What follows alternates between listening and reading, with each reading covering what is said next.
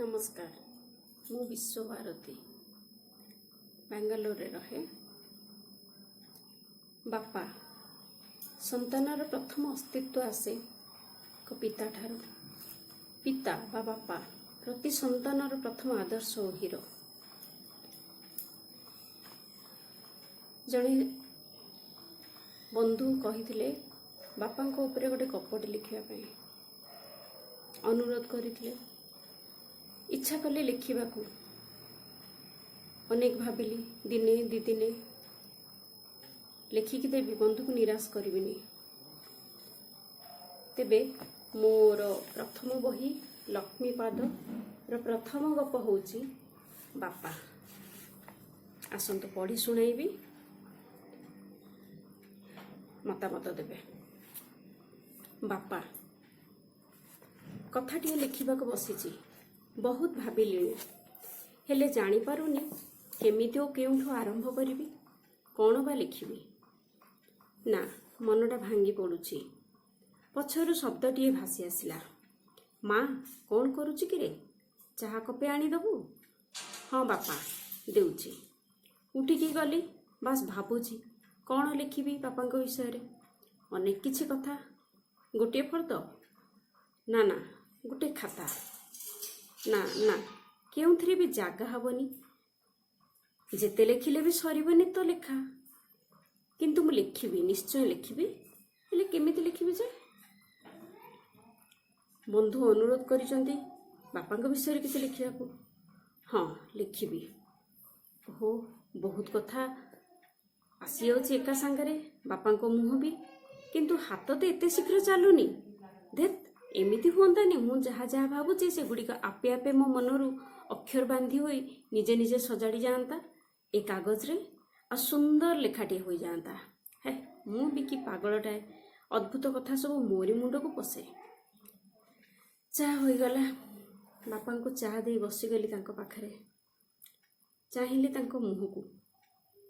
जराजीर्ण चेहरा, काशतंडी परी गहन केश, वार्धक्यतार धास बाजिथिले मध्य संपूर्ण शरीर एबे भी उज्जवल। मुखवर्ण तांकर दाउ दाउ होई मते देखा होची अपूर्व। ता भितरु एक कंठस्वर भासी जाउथाए। हाँ रे माँ कह तोर कौन दरकार? मु देबी, मु अछि परा। तोर किछि असुविधा हेबनी कोउथरे। कह कौन दरकार तोर? बस प्रकृतिस्थ हेली। अरे मु एबे भी सोफा उपरे बसछि। केते काम पड़िछि तेणे। पुओ को खुआइबा को पड़िबो, झियो को खाइबा को देबी। एबे पतिदेव उठिଯିबे आसी झांकीबे पत्नी मोर कौन करछन्ती। बाप रे एते काम जाए।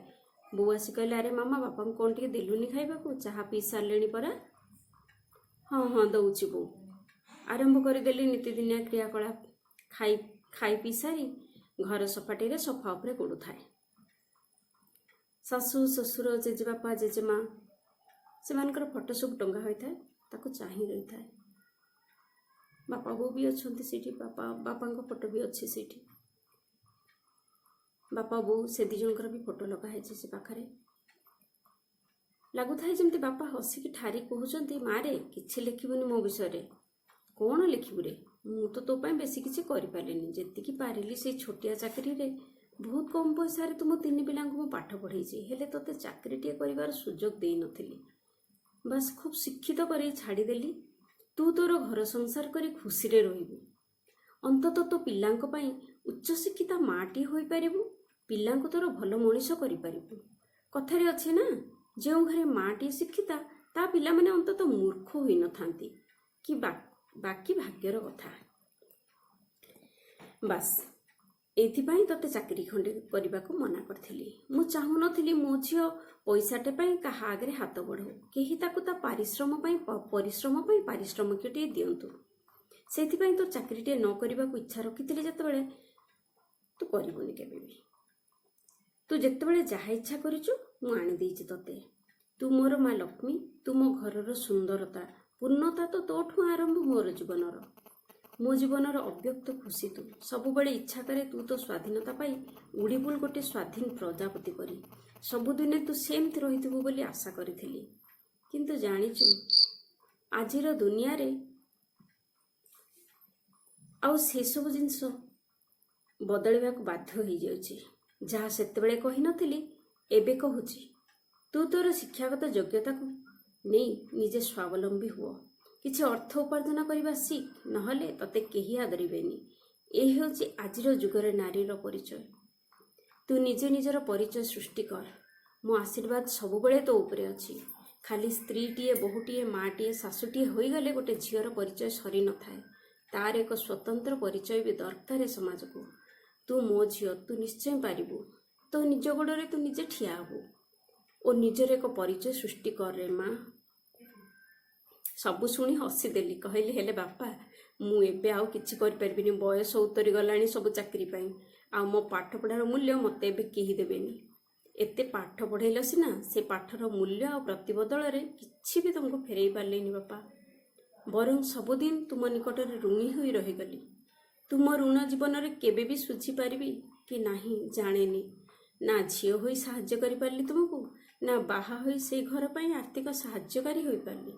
ବାସ୍ ତୁମ ବୟସରେ ଅୟସ କରିଥିଲି, ଏବେ ସ୍ୱାମୀ ଅର୍ଥରେ ଚଳୁଛି।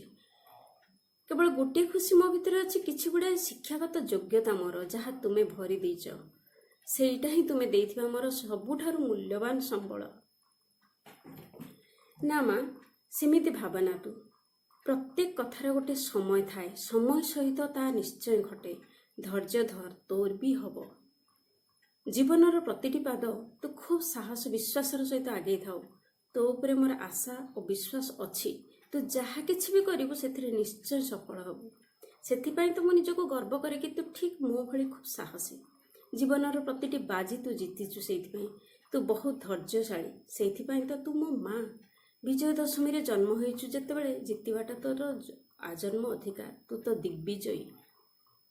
ବାସ୍ ଏତିକିରେ ମୋ ନିଦ ଭାଙ୍ଗିଗଲା କାହା ସ୍ପର୍ଶରେ। ଚାହିଁ ଦେଖିଲି ଆଉ ଗୋଟେ ବାପା। ନା ନା, ସେ ଆଉ କେହି ନୁହେଁ, ମୋ ପିଲାମାନଙ୍କର ବାପା। କହିଲେ, କ'ଣ ଏତେ ନିଦ, ଚା' ଟିକେ ମିଳିବ ନା ନାହିଁ? ମୁଁ କହିଲି, ନିଦ କ'ଣ, ମୋ ସୁନ୍ଦର ସ୍ୱପ୍ନଟେ ଦେଖୁଥିଲି। ଯାହା ତୁମେ ଆସି ଡିଷ୍ଟର୍ବ କରିଦେଲ। କାଶ ସତ ହେଇଯାଆନ୍ତା କି ମୋ ସ୍ୱପ୍ନଟା। ଠିକ୍ ବେଳାରେ ଗୋଟେ। ହଉ ଯାଏ ଚା' ବନେଇବି। ଉଠି ଚାଲିଲି। ରାତି ରୋଷେଇ ସରିଲେ ଖାଇ ପିଇ ବାପା ବୋଉ ପଳେଇବେ ଘରକୁ। କାଲି ପୁଣି ଆସି ପହଞ୍ଚିଯିବେ ମୋ ନନା ବୋଉ। ସେ ହେଲେ ମୋ ଶାଶୁ ଶ୍ୱଶୁର। ତାଙ୍କ ପାଖରେ ମୋର ଆଉ ଏକ ଜନ୍ମ। ତେଣୁ ସେମାନେ ବି ମୋର ଆଉ ଏକ ବାପା ବୋଉ। ବୋହୂଟିଏ ସିନା, ହେଲେ ଭାରି ଗେହ୍ଲା କରନ୍ତି ମୋତେ। ତାଙ୍କର ଝିଅଟିଏ ନାହିଁ। ଯେବେ ମୋ ଶାଶୁ ମୋତେ ଦେଖିବାକୁ ଆସିଥିଲେ, ଦେଖି ମୋତେ ଗେହ୍ଲା କରି କହିଥିଲେ, ମୋର ଝିଅଟିଏ ନାହିଁ ମା, ତୁ ମୋ ଘରେ ଝିଅ ହୋଇ ରହିବୁ। କେତେବେଳେ କିଛି ବି ଅସୁବିଧା ହେଲେ ମୋତେ ମୁହଁ ଖୋଲି କହିବୁ। ତୋର କେବେ ବି କିଛି ଅସୁବିଧା ହେବନି। ବାସ୍ ଆମର ବହୁ କୁଟୁମ୍ବୀ ପରିବାରଟିଏ, ଚଳିବାକୁ ଟିକେ ଚେଷ୍ଟା କରିବୁ। ସେଇ ଦିନଠାରୁ ମୁଁ ମୋ ଆଉ ଗୋଟେ ବାପା ବୋଉ ପାଇଲି ବୋଲି ଭାବେ। ତେଣୁ ବାହାଘର ପରେ ବି ବାପଘର ଆଉ ଶାଶୁଘରର ଫରକ ମୁଁ କେବେ ଅନୁଭବ କରିପାରେନି। ଯେମିତି ମୋର ବାପା ବୋଉଙ୍କୁ ଭଲ ପାଏ, ଠିକ୍ ସେମିତି ମୋ ନନା ବୋଉଙ୍କୁ ବି ଭଲ ପାଏ। ନନା ମୋତେ ଖୁବ୍ ଆଦର କରନ୍ତି, ବାପାଙ୍କ ପରି ବହୁତ ଭଲ ପାଆନ୍ତି। ହେଲେ କେବେ ଜଣାନ୍ତିନି। କୁଆଡ଼େ ବଜାର ବାହାରିଲେ ମୁଁ ଦୌଡ଼ି ଆସି ପଚାରି, ନନା ବାହାରକୁ ଯାଉଛ କି? ମୋ ପାଇଁ ଏ ଆଣିବ, ତା ଆଣିବ, ସବୁ କହିଦିଏ। ମୋର ଏଇଟା ଦରକାର, ସେଇଟା ଦରକାର। ଯେମିତି ବାପାଙ୍କୁ କହୁଥିଲି ସେମିତି କହି ପକାଏ। କୌଣସି ସଂକୋଚ କରେ ନାହିଁ। କାରଣ ଏ କଥା ମୋ ବାପା ମୋତେ ଝିଅ ବେଳରୁ ହିଁ ବୁଝେଇଥିଲେ। ମୋତେ କହିଥିଲେ, ଦେଖ ମା, ଭଗବାନ ତୋତେ ମୋ ପାଖରେ ଜନ୍ମ ଦେଇଛନ୍ତି ସିନା, ହେଲେ ତୁ ଆଉ କାହା ଘରକୁ ଯାଇକି ସୁନ୍ଦର କରିବୁ।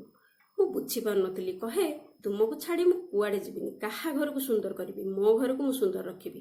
ପିଲା ଥିଲି, ଭାବ ପ୍ରବଣତାରେ କହିଦେଉଥିଲି। ବୟସ ବଢ଼ିବା ସଙ୍ଗେ ସଙ୍ଗେ ବାପାଙ୍କର କଥାଟିକୁ ବୁଝିବାକୁ ଆରମ୍ଭ କରିଦେଇଥିଲି। ଠିକ୍ ସମୟ ଆସିବାରୁ ମନେ ମନେ ଦୁଃଖ ମଧ୍ୟ କରୁଥିଲି।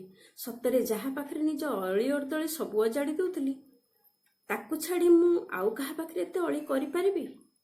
ବାହାଘର ପରେ ଶାଶୁଘର ଲୋକଙ୍କ ସହ ବିଦାୟ ବେଳାରେ ସମସ୍ତେ ଭୋ ଭୋ କାନ୍ଦୁଥାନ୍ତି। ହେଲେ ମୋ ବାପା କାନ୍ଦୁ ନଥିଲେ କି ମୁଁ ବି କାନ୍ଦି ନଥିଲି। କାହିଁକି କେଜାଣି ବାପାଙ୍କର କେତେ ଗୁଡ଼ିଏ କଥା ମୋତେ ହୁଏତ ଅଟକାଇ ଦେଇଥିଲା କାନ୍ଦିବାକୁ।